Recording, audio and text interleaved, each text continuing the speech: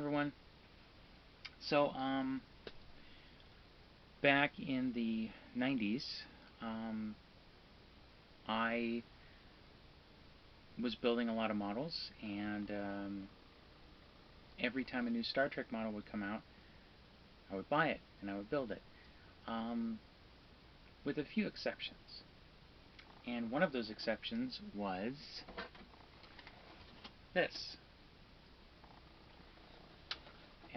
But this is not an original 90s issue. This is I believe it's 2017 or 2018 reissue.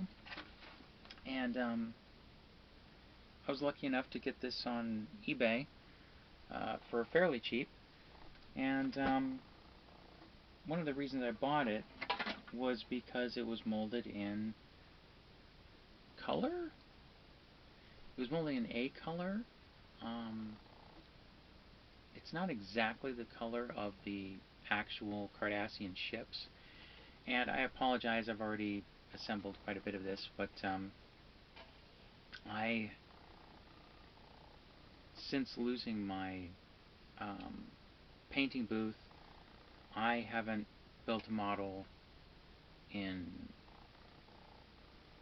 6 months. Yeah, so I've really been jonesing, and hence why I wanted something that was molded in color. But unfortunately, I'm still going to have to paint this. I'm going to dull coat it, but I'm getting ahead of myself here. So, yeah, back then I was not terribly impressed with the TNG ships, but except for the Enterprise, you know, I liked the Enterprise well enough, but not at first, but eventually I grew to love it. But I've since come to really like these ships. It's kind of, without the thing on the end, it kind of reminds me of almost like a dragonfly. But yeah, I do like this. It has enough of the Star Trek kind of technical aesthetic. Although you would think that alien ships would be more organic, or, you know, maybe something not as hard-edged as some of the Starfleet ships, but you know, it's the 90s Trek aesthetic, which I do appreciate. And there are tons of Greeblies on this thing. But yeah, so I picked this up, and I've already kind of started painting some of the panels. I have 2 different colors on here at the moment. I'm going to be picking up a third. Actually, I have 3 colors if you include the blue. I'm going to be picking up a third to do most of the panel detail as kind of a reddish brown color, or the Greebly detail, I should say. And yeah, I'm actually constructing a new paint booth, but it's taking a lot of time, and it's taking more money than I really want to spend on it. And it's still pretty cold out, so I don't really want to paint while it's this cold out. But I thought since the model was there and it was the cheapest one I could find, that I should probably jump on it, so I jumped on it. What struck me looking at this thing is how detailed it is for a model from the 90s. The AMT models, they were varying quality. But by 97, which is when this was originally released, they actually had really gotten it down pretty good. The detail on this is really nice.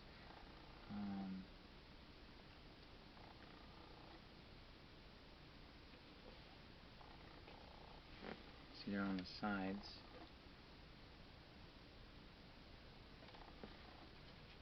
Yeah, it's got great detail. For it, and it's a decent enough size, you know. It's like, I think, 17, 18 inches long. Something like that. It's in 1/750th scale, though. So it's not in scale with the Enterprise D, unfortunately. But if it had been in scale with the Enterprise D, it would be about this big. So it would be a lot smaller. But yeah, I actually do like the design. I like how flat it is and how wide it is. I love the wings, kind of splayed out. Yeah, it's very interesting. The detail on this model is so good that you can actually see, I don't know if you can on the video here, but you can actually see in the back here there are actual screws that they replicated back here. Phillips head screws, which was on the actual filling model, because I think it could be suspended. There was it could be suspended with a rod in the back, and so they needed screws to be able to undo this plate. And then when they did the Keldon class, they removed the plate, and the two fins on the back here were on another plate, and then they screwed that plate down here, and then screwed this plate on top of that, and that's how they affixed the wings onto the back of this thing temporarily to make that class variant. So that was pretty cool. But yeah, this is a really nice model, and I was struck by its detail, and yeah, I'm glad I got it. Here's the head section, the area with the bridge. It doesn't actually, it kind of slots in there. There are no pegs on the bottom to actually really attach it. It just has a flat surface here with a little indentation, and then there's an matching indentation right here. So, but it works fine, you know. You can get it in there and get it straight.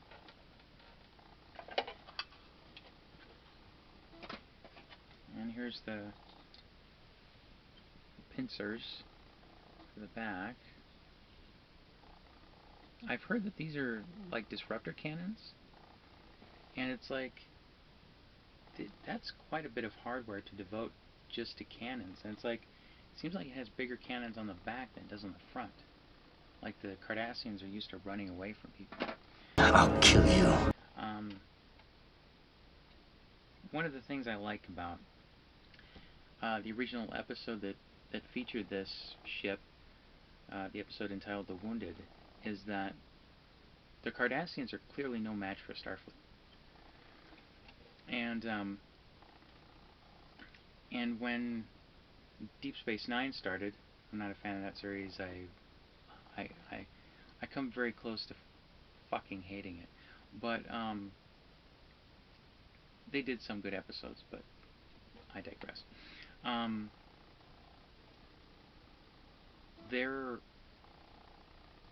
Technologically, they weren't any match for a Galaxy-class starship, but when they went up against DS9, which was one of their own stations, naturally its defenses initially weren't capable of withstanding fire from 3 of these ships, which, you know, tracks.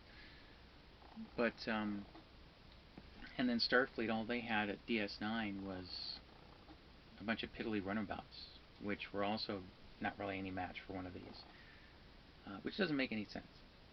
You'd think that one of your most strategic outposts would have a starship, a dedicated starship there to patrol, you know. But I guess Starfleet, you know, they were trying to be consistent in their stupidity. But yeah, it's kind of a dark mustard color, which I don't mind. It's all right. So yeah, has clear parts. Now, see, this is pretty bright. This is the deflector dash. What do they call this weapon? They call it. It's got some weird name, but that's what this is. And I actually painted it with fluorescent paint.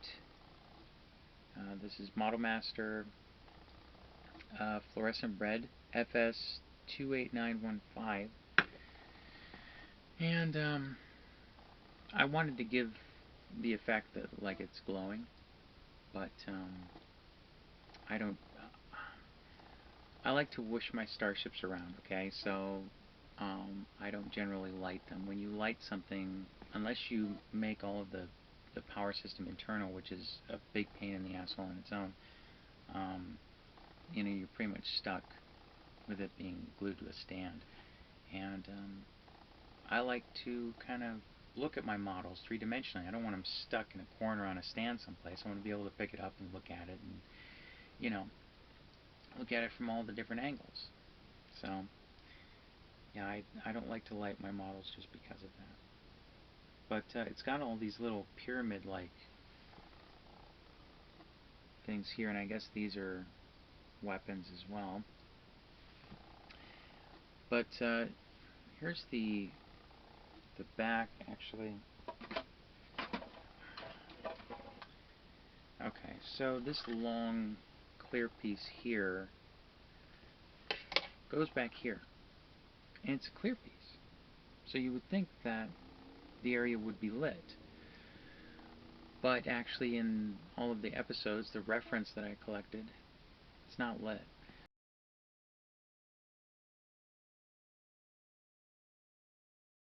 So I'm going to yeah, I put clamps on these, on the clear parts, because on the clear sprue, because you have to apply so much of this paint for it to actually, you know, to layer it up enough to make it so that it's not like clear anymore, because the paint itself is very thin, and it's very gloopy. Trying to put it on is just a pain in the ass. But I did that so that I could put it on the ground or put it on the box to the model, and if it dripped, it would just drip onto, you know, another surface, and it wouldn't be, if it was going to run, it was going to run off of the clear sprue and not onto it and get all over all the other parts. So yeah, that's why I have the clips on here. But yeah, this clear part, yeah, it's supposed to be the same color as this section, which is again that kind of red-brown. So yeah, and then and there's this piece here, right there, and that is part of the warp engine, and it's supposed to be in, it's supposed to glow orange. I didn't want to use the fluorescent paint for that, because it had kind of a different color, temperature, hue to it.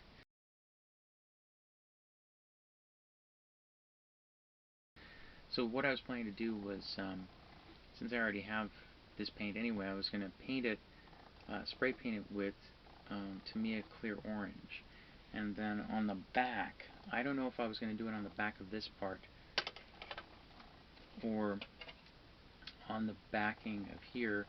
I was going to paint white, and so it would give the effect of it glowing from within. So that's how I achieve a lot of the glowing look in my models, that and using the fluorescent paint. But fluorescent paint does look fluorescent, but I'm fine with it.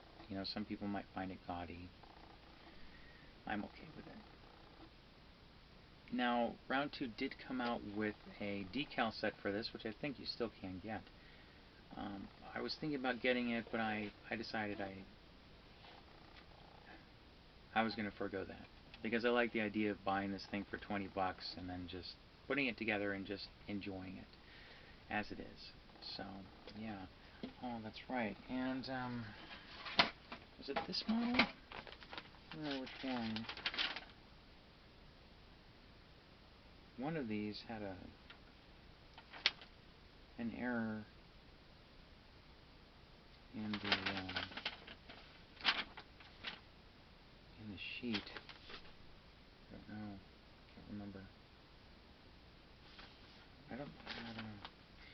But, yeah, the only thing missing from this kit, because the kit was open, the only thing missing from it was the stand, the rod that goes into the stand.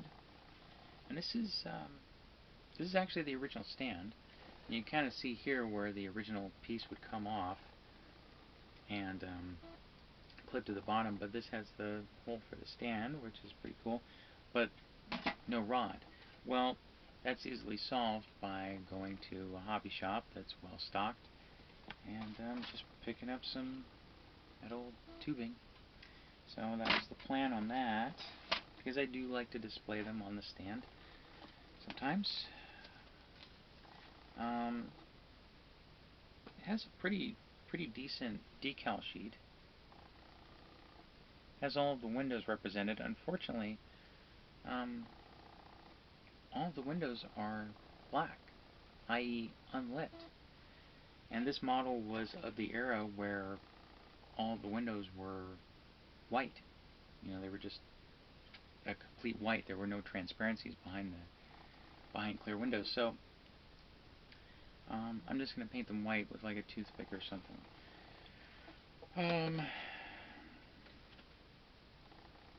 But yeah, that's the one nice thing about having these re-releases, is that the decals are actually in good condition. Don't have to worry about those. And it does have the blue markings, kind of blue rectangles that kind of go all over the ship. So that's good. But yeah, once I get my paint booth set up, and once the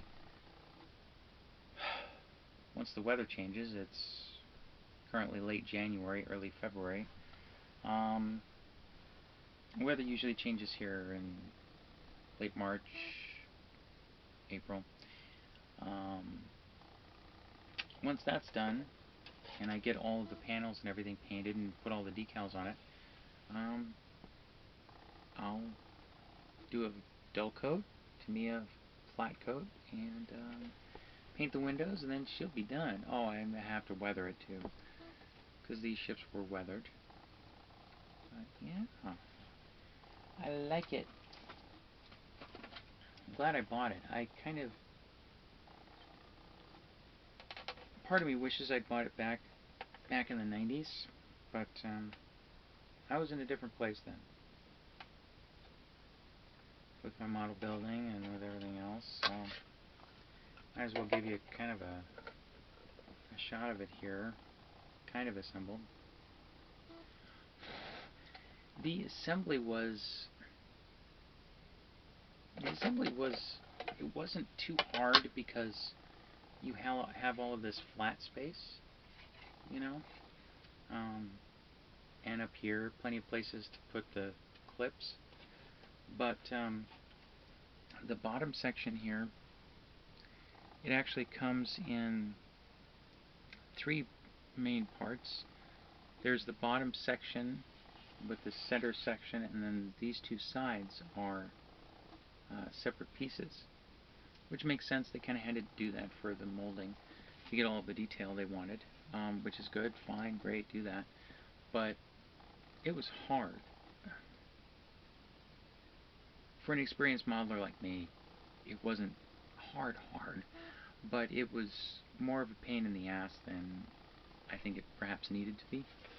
But it was kind of a pain in the ass to get all of the seams here, you know, joined completely together. It required me to do a lot of holding, which is fine. You know, I don't mind that. It just kind of comes with the territory when you're building models. But a less experienced modeler might have difficulty with that. So that's something to keep in mind when building it. What I would suggest, probably the best way to do it, is to put some glue here on the front section, glue that down, and then glue it down one section at a time, all the way down. Rather than putting glue over the whole thing and trying to line everything up and make sure everything, it's going to be a bigger pain in the ass that way than just by gluing it down in segments. So, yeah. Anyway, there she is. Yeah, I think it's a cool looking ship, and I'm starting to kind of, I have all of the Starfleet ships, and I really need to get more of the enemy ships, I think. So, yeah, now I'm kind of starting to, you know, fill in my fleet, so to speak. Well, there we go. Coming up next.